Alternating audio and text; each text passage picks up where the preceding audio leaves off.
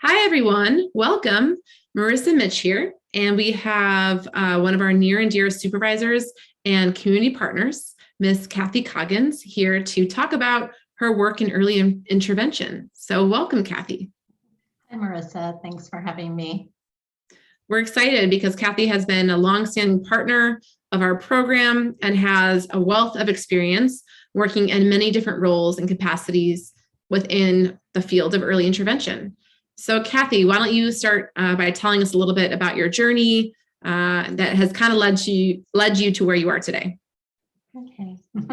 So my undergraduate degree was in social welfare, and I never knew if I wanted to do more like social welfare or be a teacher.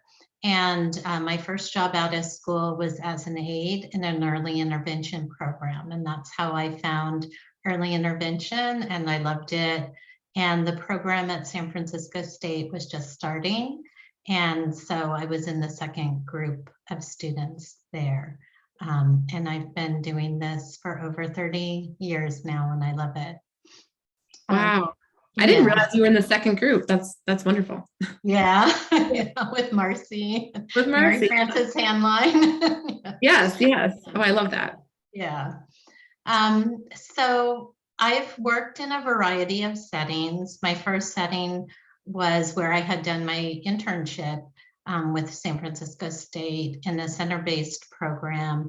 And we had an OT-PT, speech therapist, licensed clinical social worker, and also the paraprofessional was a mom whose child had been in the early intervention program. And I think as a first work experience, I was really fortunate to be able to learn from all these different professionals and expand my understanding of child development and the impact of different disabilities and developmental delays, not just on the children, but also on the families. It was also in San Francisco, so I got experience with families from a wide range of socioeconomic status, different cultures, and it was just really a rich experience. It was a parent participation program, and the students could be infants. So we had infants through 3-year-olds in our group, and it was just a whole range of different types of developmental levels and challenges. And so that was a wonderful experience. I also, then I went to do home visits after that, and that was a whole new experience. So working in the center, I was used to controlling like how I set up the environment, what materials were available. There were surprises as far as who was going to be there or what was going to be going on. And so going into the home setting was a whole new challenge for me. And at first it was difficult, but I really enjoy home visits, and they're rich. You learn a lot from the families. You learn there's no one way of doing things. And you learn to be very flexible. And and when I say home visits, it's not just in the home. It could be in relatives' homes. It could be at their daycare. It could be at their preschool, at parks, libraries, wherever the family wants additional support around how to work with their child. I worked on a couple grants where we provided early intervention service or prevention in other settings. So one was in an outpatient methadone treatment program. We saw that a lot of the children were getting referred to be evaluated by the regional center, but the families were having a hard time following through on that. And so we partnered with their daycare providers on site and did play groups. And that way the parents could meet. It was a speech therapist, a physical therapist, and myself, and they could meet some people in the field, form some relationships, And then if they did need additional referral, it helped, like it was a warm handoff into the system. Yeah. And we were also able to see some of the children if they did qualify. So that was one program. Another was in a child development center where the mental health professionals were having some trouble getting families to follow through on the mental health referral to their services. And so once again, it was a play group, and it was working on supporting the parent-child interaction and experiences. And then through the relationships they made with the social worker and myself, helping make more robust referrals. And once they connected with the social worker, they were much more likely to follow up on the referral. Also doing some consultation with early Head Starts and other outpatient substance abuse treatment programs to help support the parent-child interactions. In the early Head Start, it was to help support the teachers so that they could include the children who had special needs more easily.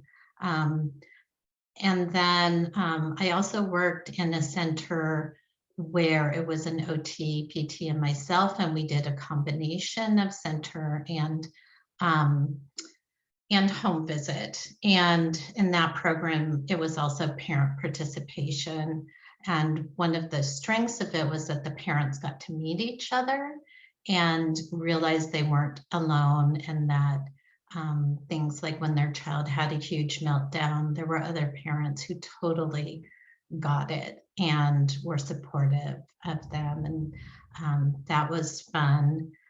That was at a hospital setting, and they had a NICU. So we also had a grant to do follow-up groups with families who had been in the NICU and around just typical development, and then also help support them if they needed referrals for additional services.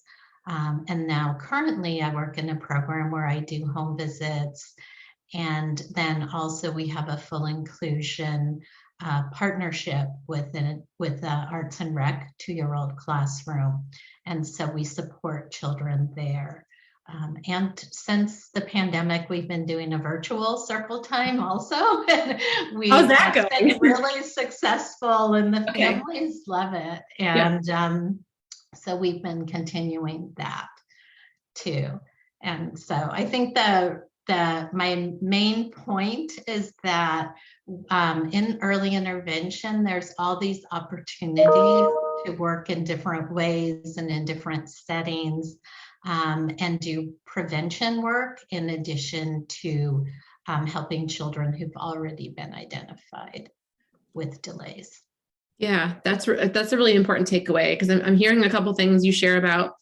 It seems like there's been a lot of interdisciplinary or like working with other professions along the way, but a lot of like the referral and the prevention, which I think is really important. And we talk about some in our program, and schools are starting to focus on that more and thinking about almost sort of wraparound services where you're connecting the social worker and all these other, personnel, and making sure and trying to set the families up for success, right? So that if they're having a hard time connecting with the community or finding those resources that, you guys are all individuals they can come to and be able to share, and not just necessarily having to rely on you and the social worker and everyone else, but also each other. So as they're able to meet one another and meet other parents or caregivers, that they're like, hey, I'm not alone. And whether they facilitate or set up their own like play groups or hangouts on the weekends and things, there's always that opportunity that the more interactions they have, then the less lonely they'll feel in the process, even as they're going through their own different grieving stages for what their family is going through. Yeah. I mean, I think collaboration with other professionals is really important in this field, because as we all know, development at this age, all the different domains are related. And so you have to understand motor development and how social emotional development help supports motor development and cognitive and communication and self-help. So I think that learning from other professionals and also sharing our expertise with other professionals is really important. Um, and yeah, I love working with families. So that's why I love Birth to Three. That's the best part of it, right? Yep. Yeah. Yeah. I Yeah. think a lot of us go into it because like the kids, like, oh, babies and toddlers are so cute. But it's really the connections that I've made with families that have sustained me, and being, privileged to help support parents see their child's strengths and acknowledge their child's strengths and why that's so important and their important role in their child's development. And also being there to hear their story and to let them know that they're not alone, and there are people who care and genuinely care and can help is very rewarding. Yeah. Yeah, it sounds like it. So since you've talked a lot about, some of the different positions that you've held over the years and what that's looked like in terms of partnering with families or working with other professionals, but like, what are the one or two things you would say that have changed or evolved over time since the beginning of you getting into EI to sort of what we're seeing now today? Mhm. Yeah, so when I first started, like I briefly mentioned, I did center-based work, and actually most of the work in early intervention was in centers, Okay. not doing home visits. So I didn't get any training how to do home visits. So that's a huge difference in the field. Right now, the majority of people do work in the homes and in Birth to Three. So, and a lot of the programs that were around have actually closed because they weren't providing work in the natural environment, and they weren't family centered, a lot of them. And so it's been an evolution. That's one change. Another change is that when I started, it was more like we were teachers and we were going in to teach families or teach children. And we weren't there as partners, and it wasn't as much a focus on forming a collaborative partnership with families and joining them where they were at and learning from the families, and also coaching. Like I got no training on how to do parent coaching. And then I think because it came from more teaching, it was definitely more focused on play and not as much on routines and how just incorporating things into what families are already doing really gives children the opportunity to practice and learn in a much more meaningful way than teaching them how to do a shape sorter or teaching them how to complete a puzzle or that type of thing. So that's been another change. When I first started, we were working from a multidisciplinary, so everybody had their own area of expertise. And we were starting to move in the direction of transdisciplinary work, but that is definitely, where things are at right now is the transdisciplinary focus. So that's another evolution that I've seen. Yeah. That's great. And we covered that in some of our classes actually. And now, a new thing that we're talking about too is like sort of interdisciplinary, where we can actually train people together in the same classes or same field experiences out in the field, out in practicum. So hopefully some exciting opportunities for that to come in the future. We have a few already established partnerships across campus, but I love that as you're talking about the shift in the evolution of the field and where it is now, like there's still room that we can grow in and just become better partnership collaborators with these families. Yeah, and I was really fortunate to get training in early childhood mental health through a collaboration like that, where they invited people from all different fields. Some were regional center social workers, some were child and family service workers, some were daycare providers, early Head Start teachers. So it was people from all different disciplines who brought different perspectives and work experiences to it. And we thought together about the work, and it was a very rich learning experience. And I think that the more that we all work together, the better, because there can be a lot of misunderstandings for families about different people's roles, but also between professionals about their roles and their boundaries. And so I think the more that we all work together and families see that we're a team working together and that we're all learning from each other, it's really valuable. Yeah, that seems like more of a true partnership among everyone then, as you're able to do that. So you've mentioned a bit about like home visiting. You've mentioned also family coaching. So what would like a typical home visit look like? And I realize that's going to be individualized to each family and what the child and the family's needs are, but can you give us like a brief sort of what you've seen or what that looks like? Mm-hmm. Well, one of the things is you never know what it's going to look like. But Yeah, I mean, disclaimer, you never know.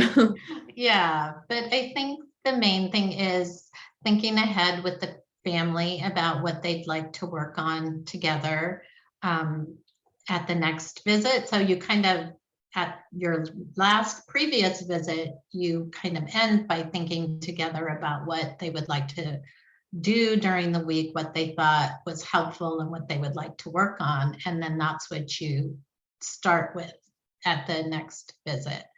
So you plan the session together and think about what they'd like to work on, get some feedback about how what they tried went, how checking in about how their week was, and then you can start doing the session.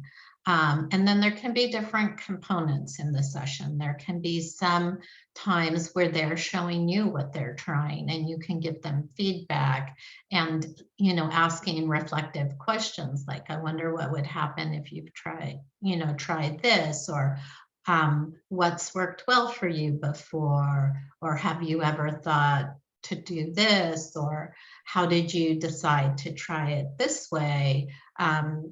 So that families can help think about their own process and why they came up with it. They're really creative. And it's like amazing to see the things that families come up with.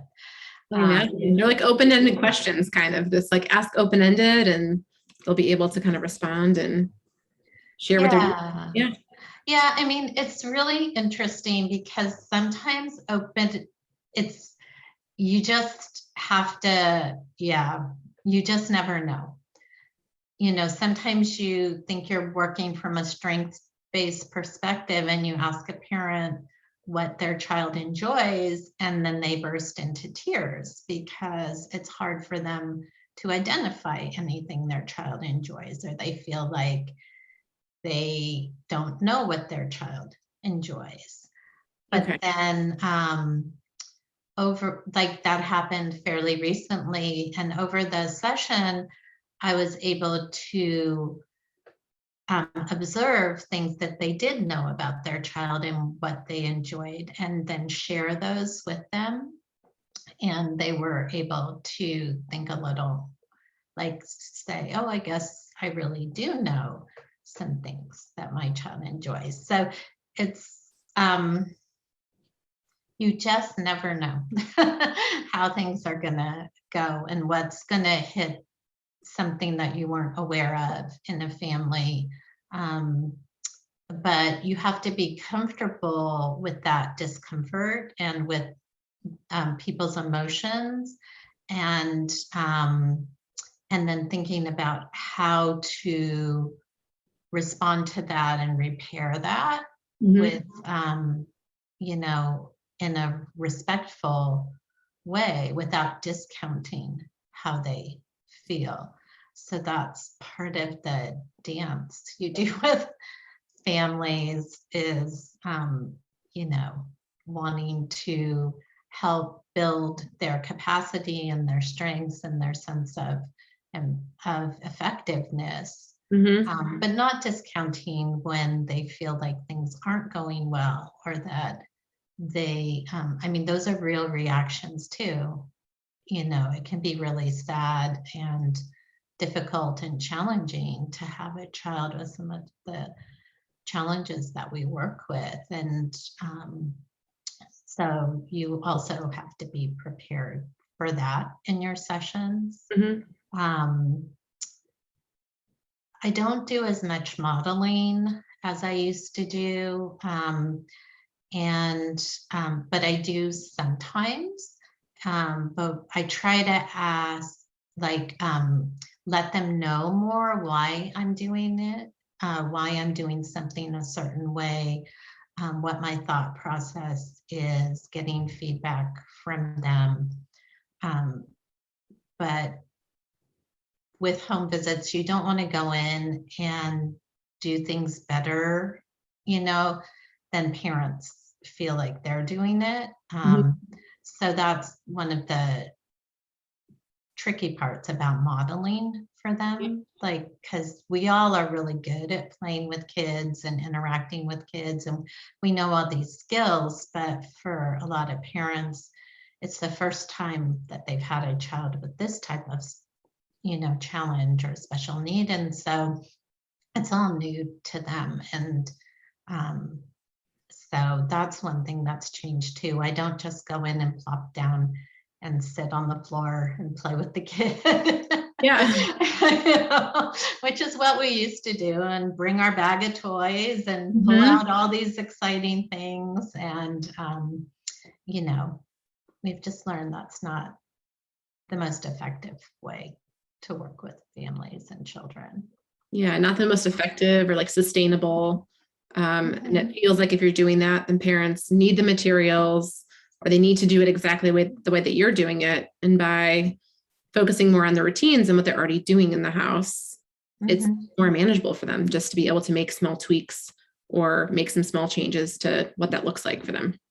Yeah. I mean, I always feel good when parents say, oh, like, this wasn't as much work as you know, like, this wasn't as hard as I thought it was going to be, or, oh, I could work this in really easily, or this went really smooth. Like, you know, people used to talk about giving parents homework, you know, like, and we want to share things that they could practice, but you have to be really cautious about what they're already doing. If there's other professionals already telling them to do this or that during the week, and what could they just do, like at their diaper change, play this tickle game every time you change their diaper, or things like that, so that it's not a huge chunk. And one thing I've learned a lot more to do is to ask parents, what's one thing you'd like to try this week?